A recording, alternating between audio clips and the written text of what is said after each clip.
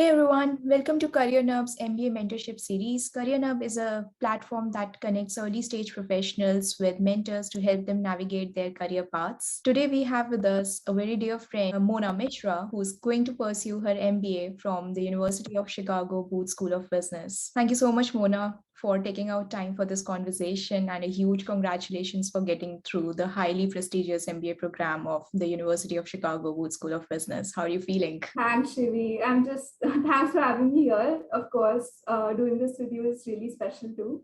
And I'm obviously grateful for my admit. I'm also really excited because I'm going to go in about 10 days. Wow, that's exciting. So you're coming to US soon. Tell us a bit more about your professional journey and the diverse career tracks that you've pursued over the past few years. I did my engineering from NSIT, and then I moved on to work at BCG. And at BCG, I focus on driving digital transformation for clients. So that was a great experience. And not only did I learn about the most emerging trends in all technologies, since I was working in a functional practice area. From BCG, I finally moved on to Noon just to get the feeling of building a tech company from scratch. And I remember when I joined Noon, it was a 2-year-old organization and it had just started. And in the 2 years that I was there, I saw the organization like mushroom into driving so many digital platforms in the region. And I think now it's definitely one of the biggest employers in the Middle East. Aside from these two things that I've been doing professionally, I'm kind of passionate about social entrepreneurship. So I was working at Enactus in my college. And for the past 1 year or so, especially during the pandemic when I had a little time on my hands, I started working with Villamart. It's basically an agri-tech platform that's helping tribal farmers in Orissa. So I'm also from Orissa, so it was definitely a project close to my heart, and I was working mainly as their pro bono strategy advisor. Oh, wow. And that's amazing. You already have a diverse experience, pre-MBA experience, I would say, across like multiple locations, India, Dubai. How did this contribute to your MBA applications? Oh yeah, that's actually a good question. And I mean, obviously, make some choices moving from BCG and looking for more jobs, primarily because I thought it would help me in my MBA applications, but also because I wanted to live in another geography. It's a great exposure, when living in another country altogether, you become more independent as well. So I was looking for that kind of experience. So when I was switching from BCG, there were a few other opportunities that I was looking at. There was a role, an internal switch from for me within BCG, and the role was based out of BCG Amsterdam. I was lucky enough to work with some partners in that region. So they got me a referral and it was like going on. Then, of course, the Noon thing was going on the side. And I was trying to apply to a few venture capital firms in India. I think at that point of time, a risk appetite was high. And I just decided to come to an organization that I didn't know a lot about, to be honest. And I came, and I think it was a great decision in hindsight. And how was your experience working with a established consulting firm like BCG to moving on to a startup, and how much exposure did you get? Obviously, when you first land, like from a very structured setup, like a multinational BCG to a startup that's itself figuring it out, its vision, it's very challenging, and you're just used to having a lot of processes in big corporations which are just being formed in a company like Moons. In that sense, it was challenging at first. As soon as I joined with like very little e-commerce experience, I would say I was put on this firefighting mode where I was working on completely different things like business reviews of really big business units at Noon. So that meant reviewing the performance of a business leader or business function for that particular quarter. So as someone with 2 years of experience engaging with such tenured e-commerce veterans was definitely a challenge. Then at the same time, I was working as a project manager for the launch of our on-demand hyperlocal platform. So like working in a cross-functional setup, managing people's timelines, almost all of whom were very senior to me was something that I had to manage. So I think these two things, like the lack of processes and the dynamic nature of a startup, influencing people without having the designation to, were two experiences that I take away. Oh, wow. Amazing horizon of experiences, I would say, that you got very early in your professional life. Quite lucky. I think I kind of got this job through LinkedIn. And how I got it was also through a rejection from another job, wherein they said that they weren't hiring in that role or geography, but I should check out this other organization. And I just reached out to someone on LinkedIn and received the job, and was really lucky to kind of get into the right team and right sub team also. And obviously, I had some great leaders in my team who I learned a lot from. Yeah, I think it's very important to continuously look for good opportunities outside.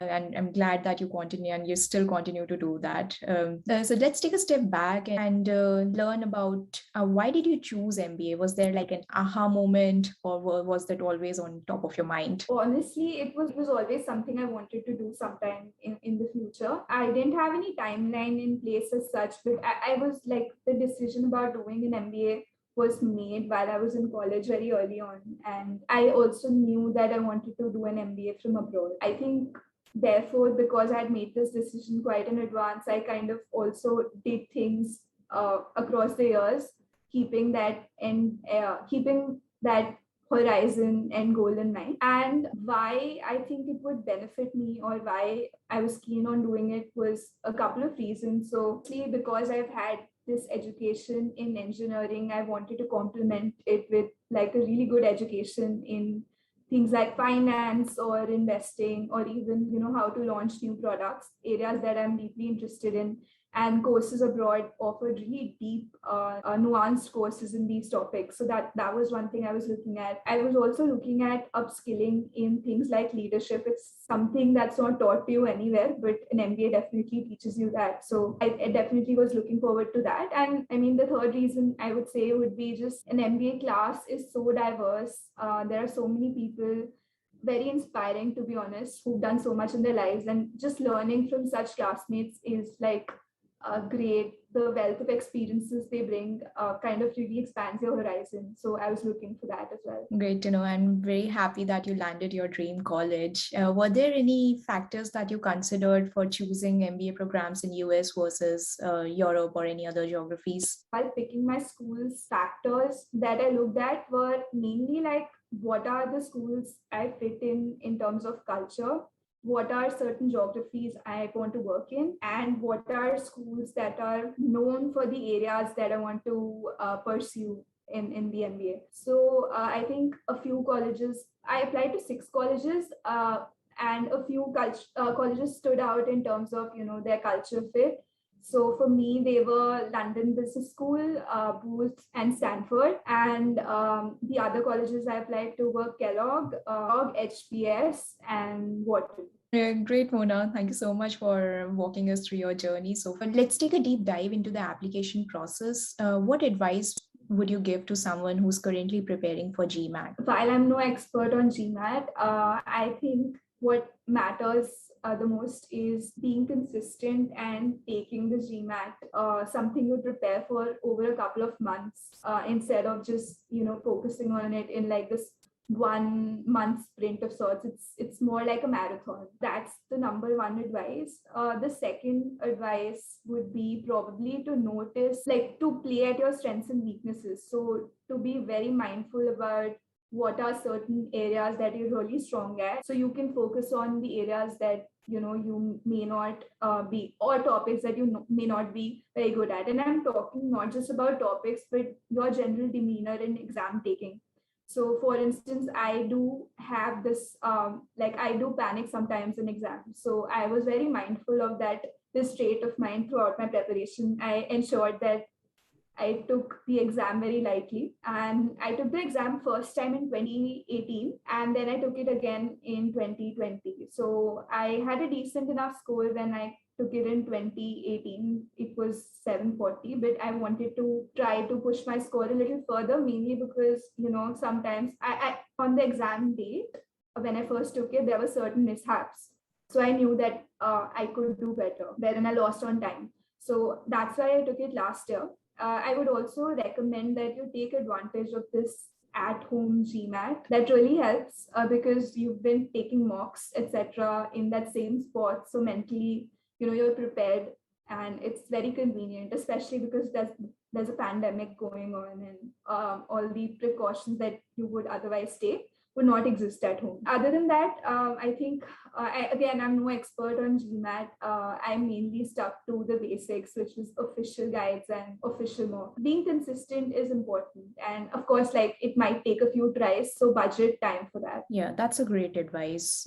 Something very important to keep in mind. Usually, people leave GMAT exam till the end, and then that could be a source of panic, I would say. We briefly discussed about what factors would you consider to shortlist the universities and MBA programs that you would apply to. We would love to hear from you. What factors did you consider to curate application for each business program that you were applying to, and how important is that? A couple of things I would like to mention here are A, just curating your overall story, CV, etc., and B, like personalizing it to different schools. So for the first point, which is like curating your overall story, what are your post MBA goals in CV? I think these are some of the first steps that you do. Again, it's important that you hire a consultant first. I definitely like got a lot of advantage because I hired a consultant. I was lucky enough to land one and also be able to afford one. So that is essential, especially for the MBA applications. They help you make a really good MBA kind of resume, and they help you figure out what your goals should be practically, that you could use for all schools. Different schools ask about what's your goal, or what do you want to do after these schools. So that was not something that I changed school by school. The second part is obviously curating it for or personalizing the applications for each school. So that's often done by virtue of the different essays that different schools have, doing a lot of research about the classes, experiential programs, workshops, internship, fellowships at each school. Like your research should be on point. Second, talking to people from that college. And I was very lucky, a lot of people responded to me to discuss how their journey has been. So and they also kind of guided me to people who had similar goals from the MBA program itself. So reaching out to people and understanding what the resources are there that could benefit you is important. And finally, obviously, it's important to understand what the school stands for in terms of values and culture, accordingly writing your essays. Wow, that's a very elaborate advice, Mona. Thank you so much for this. I think a lot of people who are in the process of writing their applications get lost in the midst of doing so much research for different requirements of different business schools. So these few pointers would definitely help them. Typically, how long does it take to curate application for each business school, and what's the recommended timeline if someone were to apply in the class of 2022, let's say? Unfortunately, there's no answer to that I can give. Okay, it takes these many hours or these many months, because it's really dependent on where you are in terms of reflecting about your journey. It's dependent on your consultant in your relationship. It's dependent on how many hours you can spare. It's also dependent on how good you're just at writing and structuring your thoughts. I can tell you about my journey. I think I got a consultant quite quickly, but I was still doing my GMAT until July, and I applied to schools in September. So that I had about 2.5 months to apply. The best thing would be to get the GMAT out of your way as quickly as possible, and then just again taking your time to reflect, taking your time to think about your unique experiences. So I also, and I asked them, what are these things about me, unique things, values? Because a lot of schools actually ask you a lot of value-based questions in the essays. So I just asked them, what do they think are my core values, what defines me, etc. It's just good to get things from people so that your application in the end is authentic and it's truly you. It obviously helps because you won't remember everything, but reaching out to your parents, for instance, gives you a lot of nice stories sometimes. Oh wow, that's so sweet. Yeah, this is like very organic, and I'm sure this contributed to your applications immensely. Having said that, I mean, I had a great consultant. So you would say that if someone were to apply in the class of 2022, the ideal time to at least begin the application process by July, so that you get at least 2 to 3 months to review and to make the application. For sure, like 2 to 3 months. And also depends on the number of schools you're applying to. So it essentially applying to 10 schools might not be that great because you would compromise on quality because everyone has limited time. So identifying schools you really want to go to and spending time to answer those questions is great. And July is actually something that I did, but it could be earlier. I know people who start in April or May as well. I know people who do everything in 1 month as well, and all of them are successful. So there's no right answer, basically. Yeah, thank you so much for walking us through your journey. Let's talk a bit about various funding options available. MBA is expensive, we all know. Did you look for scholarships? How does one go around finding them? I unfortunately wasn't eligible for a lot of scholarships offered to Indians because I was not a resident of India at the time of applying. I kind of had a disadvantage. I'm talking about external scholarships. When it comes to schools themselves offering scholarships, there are two kinds of scholarships. One is more like merit-based fellowships and merit-based scholarships, and the second is need-based scholarships. From what I know, two schools, Harvard and Stanford, allow you to take need-based scholarships, and it's not dependent on merit. Or maybe I should have told you this earlier, but I also reached out to a lot of my friends and my family what kind of applicant you were, but only like based on needs. So you kind of show your financial documents and you get a certain amount. The amount is kind of average, and most students end up getting it, while some students get a little more. When it comes to the other schools, they have merit-based fellowships and merit scholarships. I'm not sure how they evaluate students. For that, there's no external application. Your college application, your university application is what they evaluate you from. I think a few factors that go into awarding these scholarships to students would be your academic prowess. So that could be like a combination of GMAT and your CGPA, etc., or any kind of academic research, etc., that you did and got published. This is my understanding. Again, I'm not really sure. The second part would obviously be that could stem from either some kind of achievements you've had or the kind of diversity you're adding to the classroom. I received a fellowship from Kellogg. It's the Forte Fellowship to Advanced Women's Careers. This is one fellowship I received. But again, these fellowships, you can find them online on each school's website, but it's really dependent on the school. And I received a merit fellowship from Booth. Again, not really sure how they dole them out. Therefore, it's very important to curate applications, like you were saying, to different schools and be aware of these fellowships. And accordingly, if you have a story to tell them in the application itself, because there's no other way you can get these scholarships. And while I was not eligible for the external scholarships, to name a few, there's the Reliance Dhirubhai Ambani Scholarship, but only applicable to Stanford. There's this Narottam Sekhsaria Scholarship that's all students, residents of India. There is KC Mahindra Scholarship, again, all students of India. What if someone doesn't get a scholarship, take the other route, that's taking an education loan? There are a lot of edtech companies in this arena, in this domain now.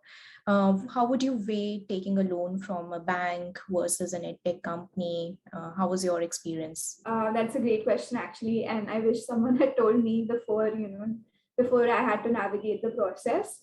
So most students, like no matter who they are and how much they've saved and how much scholarships they got, will be taking loans. So you're not the only one. Resources you could borrow from your parents, or you could take a loan from India, or you could take a loan from entities abroad. And when you're taking loans from entities abroad, especially in the US, you have two options. Either you take the loan on your name without a US-based co-signer, the rates for which are slightly higher.